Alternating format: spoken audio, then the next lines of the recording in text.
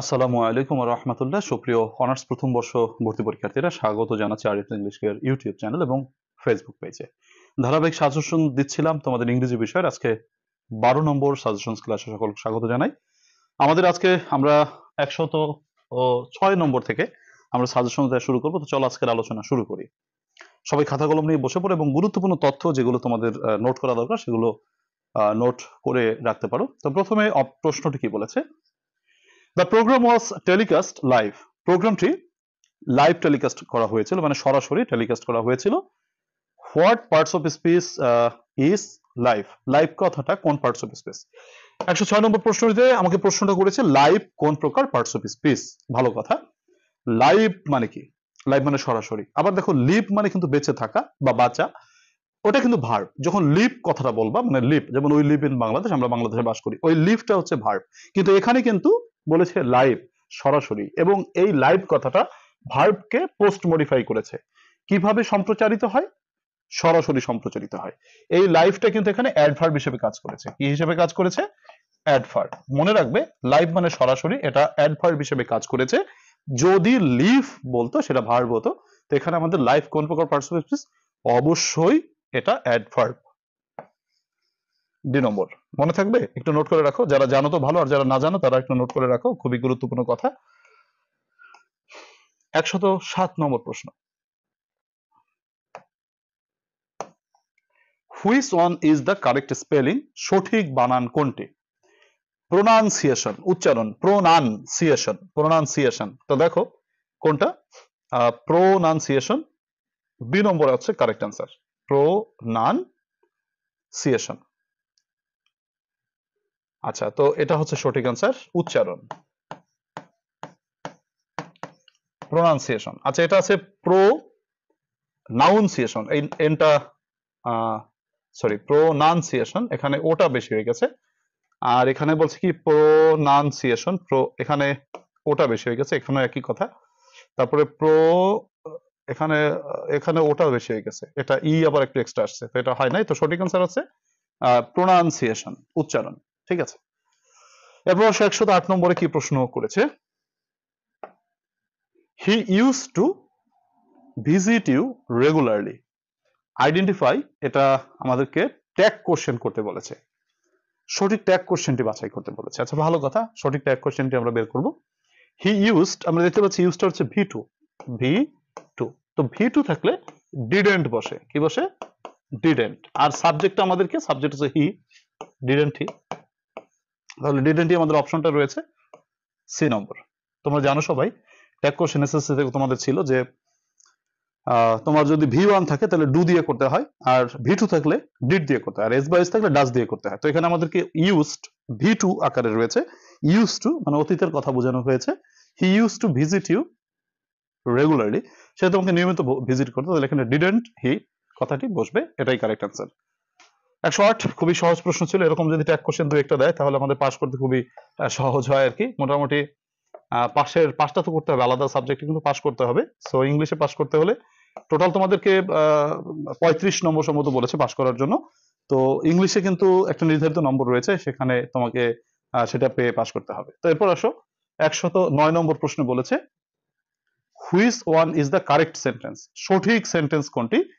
এই তো বিশ্লেষণমূলক প্রশ্ন, ব্যাখ্যামূলক প্রশ্ন, একটু ব্যাখ্যা করতে হবে। দেখো কি বলেছে, আই বট 2 সোপস। সোপ মানে সাবান, সাবান একটা আনকাউন্টেবল নাউন।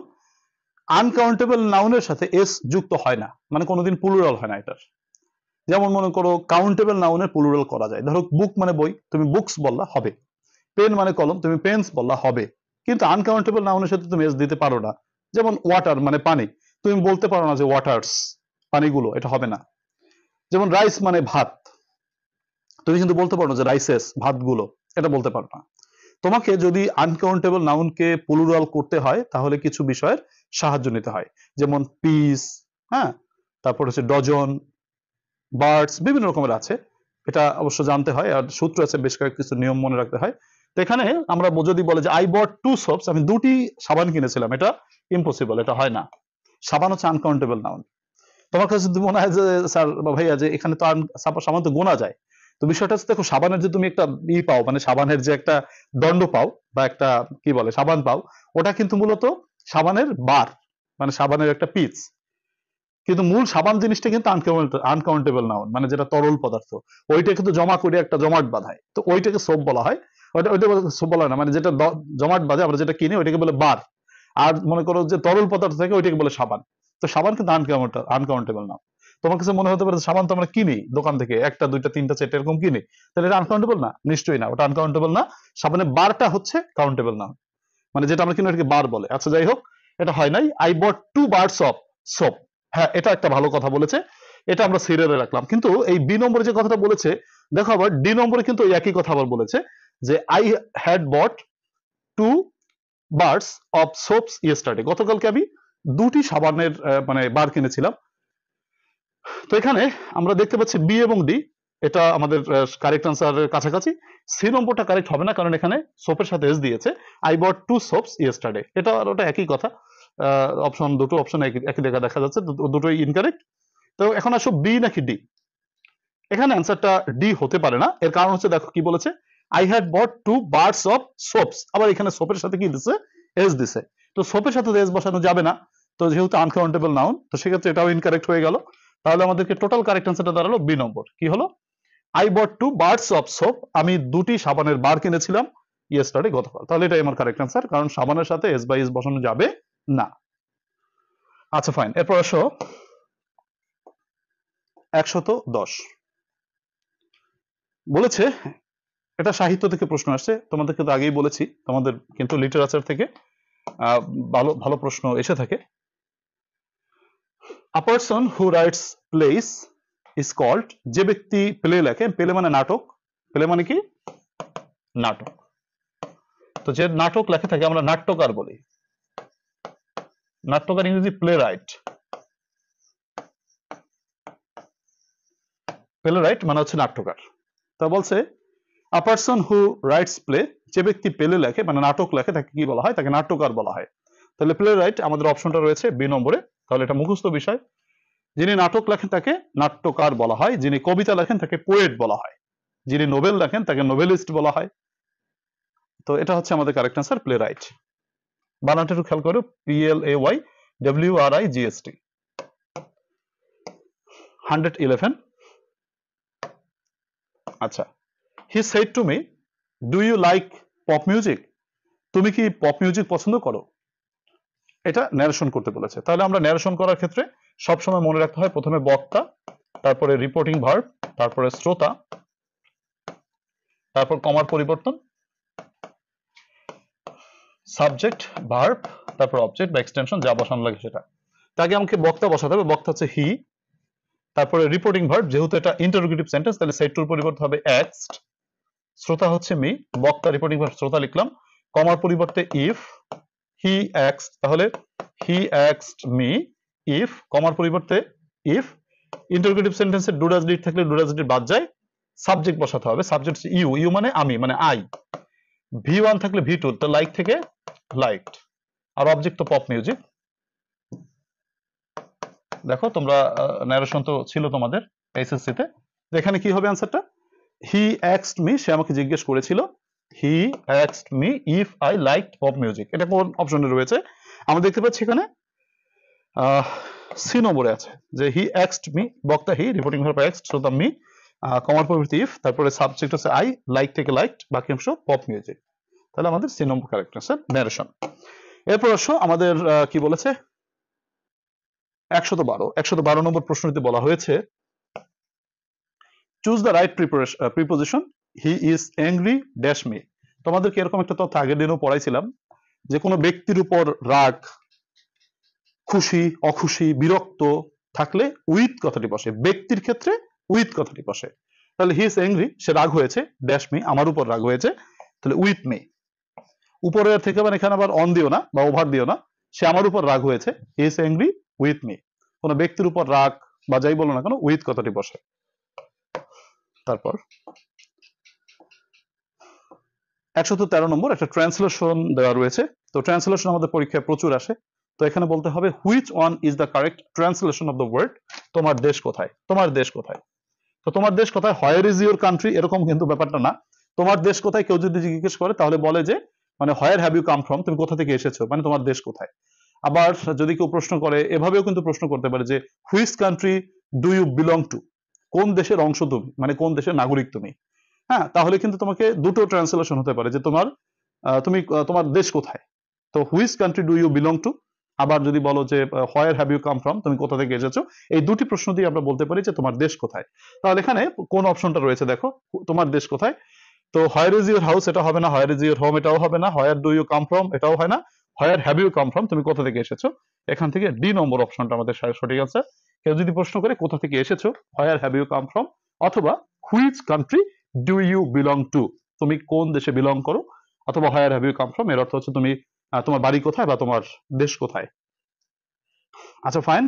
তারপরে অন 14 114 নম্বর প্রশ্নের দিকে বলেছে, এটা রাইট ফর্ম অফ ভার্বসের একটি প্রশ্ন, অত্যন্ত সহজ এবং তোমরা সবাই পারো আশা করি।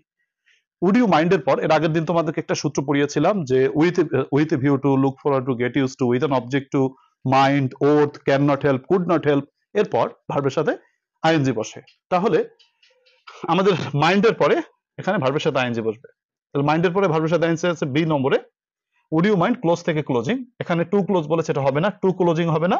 Would you mind the door close, এটা তো হবেই না। তো এখানে উড ইউ মাইন্ড, মাইন্ডের পর ভার্বের সাথে আইএনজি, ক্লোজ থেকে closing, right form of verbs এর সূত্র আমাদের লেকচার শিটের বা আমাদের লেকচারের এটা হচ্ছে তোমার 17 নম্বর সূত্র। আমরা 17 নম্বর সূত্রে পড়েছি যে can not help, good not help, mind, worth, এরপর ভার্বের সাথে আইএনজি যুক্ত হয়।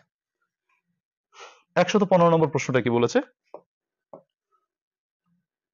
আচ্ছা, choose the sentence with correct form of the verb. আচ্ছা, এটা রাইট ফর্ম অফ ভার্বস দিয়ে মানে দিয়েছে। তো রাইট ফর্ম অফ ভার্বস থেকে প্রশ্নটা করছে, একটু বিশ্লেষণমূলক প্রশ্ন, আমাদেরকে একটু বিশ্লেষণ করতে হচ্ছে। বলেছে প্রথম অপশনটিতে, হোয়ার ডিড দ্য অ্যাক্সিডেন্ট হ্যাপেন। আচ্ছা, কোথায় দুর্ঘটনাটি ঘটেছিল। হ্যাঁ, এটা একটা ভালো কথা যে কোথায় দুর্ঘটনাটা ঘটেছিল, এটা ঠিক আছে, এটাই অ্যান্সার হবে হয়তো।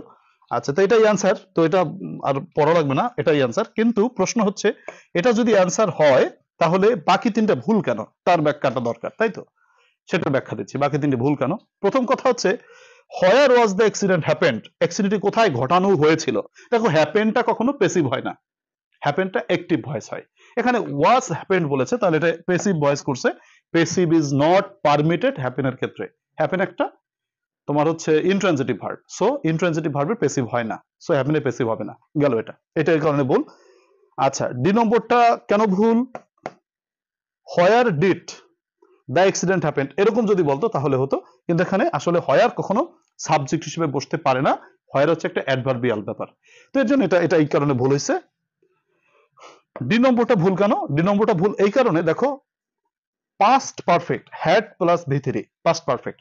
পাস্ট পারফেক্ট কাকে বলে, অতীতে দুটো কাজের মধ্যে যে কাজটি অব্যবহৃত পূর্বে সংঘটিত হয় সেই কাজটিকে পাস্ট পারফেক্ট বলা হয়। তো এখানে তো দুটি কাজের পার্থক্য নাই, সেক্ষেত্রে পাস্ট পারফেক্ট বলার কোনো যৌক্তিকতা নেই। তো কাজে আমাদেরকে এখানে পাস্ট ইনডিফিনিটিভ বসবে, অর্থাৎ where did the accident happen. আশা করি তোমরা বুঝতে পেরেছো। এ নম্বর কারেক্ট অ্যান্সার, আর বাকি দুটি ভুল কেন সেটা ব্যাখ্যা দিলাম। তো প্রিয় শিক্ষার্থীরা, তোমাদের কিন্তু এভাবে হচ্ছে আমাদের অনলাইন প্রাইভেট ব্যাচে ভর্তি হলে তুমি এই সূত্রগুলো পড়ে তোমার কোর্সটি কমপ্লিট করতে পারবে, খুবই কম সময় তোমাদের হাতে আছে। এখনো ব্যাচটা শুরু করিনি, তোমরা যারা ভর্তি হতে চাও আমি তোমাদের নিয়ে অনলাইন প্রাইভেট ব্যাচ শুরু করতে চাচ্ছি। তো অনলাইন প্রাইভেট ব্যাচে ভর্তি হওয়ার জন্য কিছু গুরুত্বপূর্ণ তথ্য তোমাদের কাছে একটু জানিয়ে দিতে চাই। তোমরা অনলাইন প্রাইভেট ব্যাচে যদি ভর্তি হও তাহলে তোমাদের টপিক ওয়াইজ কোর্সটিকে কমপ্লিট করার সুযোগ রয়েছে। তো অনলাইন প্রাইভেট ব্যাচে তোমাদের যে ইগুলো রয়েছে, মানে তথ্যগুলো রয়েছে, সেটা তোমরা দেখতে পাচ্ছ। আমাদের ক্লাসগুলো হবে হচ্ছে ফেসবুক প্রাইভেট ব্যাচে। ক্লাস হবে তোমার লাইভে, স্মার্ট বোর্ড দ্বারা, এই যে স্মার্ট বোর্ডে যেভাবে ক্লাস নিচ্ছি সেভাবে লাইভে তোমাদের ক্লাস নেওয়া হবে। তোমাদের যে প্রশ্ন পাবো সেই প্রশ্নের জবাব দেবো ইনশাল্লাহ। আর 3 নম্বর কথা হচ্ছে লাইভ শেষে ক্লাসটা রেকর্ডেড থাকবে, তাই মিস হয়ে গেলে তোমার কোনো টেনশন নেই, তোমার যদি তোমার মতো করে তুমি পরবর্তীতে সেটা দেখে নিতে পারবে। চতুর্থ কথা হচ্ছে মোট লাইভ ক্লাস হবে 30টি, এবং এই 30টি লাইভ ক্লাসের মাধ্যমে ইনশাল্লাহ তোমার কোর্সটিকে কমপ্লিট করে দেওয়ার চেষ্টা করব, যেহেতু সময় অল্প। এবং জাতীয় বিশ্ববিদ্যালয়ের ইংলিশ যে কোর্সটা তুমি যদি একটু খাটো, 30টা ক্লাসের মধ্যে যথেষ্ট। তবে 30টি লাইভ ক্লাস শুধু আমার সূত্র বা সাজেশনস এর উপর, তবে এর সাথে সাথে পরীক্ষা তো থাকবেই, তার মানে ক্লাস কিন্তু আরো বেশি হবে। মানে পরীক্ষা যদি তুমি ধরো, পরীক্ষাগুলো হবে। 5 নম্বর কথা হচ্ছে আমি শুধু ইংরেজি পড়াই, আমি অন্য কোনো সাবজেক্ট পড়াই না। ষষ্ঠত কথা হচ্ছে আমাদের কোর্স ফি 300 টাকা। তোমরা 300 টাকায় 30টি ক্লাসের মধ্যেই তোমরা তোমাদের কোর্স কমপ্লিট করতে পারবে। সাথে তোমাদের পরীক্ষা তো আছেই, পরীক্ষার আগ পর্যন্ত আশা করি তোমাদের সাথে কানেক্টেড থাকতে পারবো। আচ্ছা, তো সপ্তাহে আমরা 5 দিন ক্লাস করব, যেহেতু পরীক্ষা খুব কাছাকাছি সময়ে। প্রতিদিন রাত 9টায় আমরা ক্লাসগুলো করব। তো তোমরা যারা ভর্তি হতে চাও, ভর্তি কনফার্ম করতে কোর্স ফি সেন্ড মানি করে আমাকে স্ক্রিনশট পাঠাতে পারো, অথবা লাস্ট ডিজিটটা বলতে পারো। আমাদের টাকা পাঠানোর নম্বর হচ্ছে, তোমার বিকাশ নম্বর তুমি দেখতে পাচ্ছ, বা নগদ নম্বর দেখতে পাচ্ছ, রকেট নম্বর দেখতে পাচ্ছ। তো তুমি ভর্তি হওয়ার আগে আমার সাথে একটু যোগাযোগ করে কনফার্ম করো, আবার টাকা পাঠিয়ে তোমরা দিয়ে মানে আমার সাথে যোগাযোগ করার দরকার নেই, আগে একটু আমার সাথে যোগাযোগ করো। তো যোগাযোগ করার জন্য তুমি আমার সাথে যোগাযোগ করতে পারো, এই যে নম্বরটা দেখতে পাচ্ছ 01843852361, এই নম্বরে হোয়াটসঅ্যাপে আমাকে SMS করো। তারপরে আমি তোমাকে রিপ্লাই দেবো, এবং তুমি তারপরে কনফার্ম হয়ে টাকাটা পাঠিয়ে স্ক্রিনশট দিয়ে আমাকে যদি দাও, তখন তোমাকে আমি আমাদের যে ব্যাচ রয়েছে সেই ব্যাচে এনরোল করে নিব। এই হচ্ছে আমাদের কথা। সুপ্রিয় শিক্ষার্থীরা, আশা করি তোমরা ক্লাসটি বুঝতে পেরেছো। যারা এতক্ষণ পর্যন্ত ক্লাসে আসো ছিলে, তোমাদের সকলকে ধন্যবাদ জানাই। তোমাদের প্রতি আন্তরিক অনুরোধ থাকবে, তোমরা প্লিজ এই ক্লাসটিকে একটু যদি লাইভ, মানে এই ক্লাসটিকে যদি একটু শেয়ার করে দাও, তাহলে কৃতজ্ঞ থাকবো। অনেকেই কানেক্টেড হতে পারবে, এবং আমাদের ক্লাসগুলো আরো বেশি প্রাণবন্ত হবে ইনশাআল্লাহ। আর যারা নতুন আছো, যারা ইউটিউব থেকে দেখছো, তাদেরকে বলবো তোমরা ইউটিউব চ্যানেলটিকে সাবস্ক্রাইব করে রাখো। আর যারা ফেসবুক থেকে দেখছো, ফেসবুকটাকে তোমরা ফলো দিয়ে রাখতে পারো। প্রিয় শিক্ষার্থীরা, আজকের ক্লাস থেকে বিদায় নেবো। আল্লাহ তাআলা সকলকে অনেক অনেক ভালো রাখুক, এবং তোমাদের অনলাইন এই প্রাইভেট ব্যাচে যারা ভর্তি হতে যাও, তারা অতি সত্বর যোগাযোগ করো। তোমাদের ভালো হোক, তোমাদের পরীক্ষা অনেক ভালো হোক, এবং তোমরা তোমাদের প্রত্যাশিত সাবজেক্টে চান্স পাও, সেই শুভকামনা রেখে আজকের ক্লাস থেকে বিদায় নিচ্ছি। আল্লাহ হাফেজ।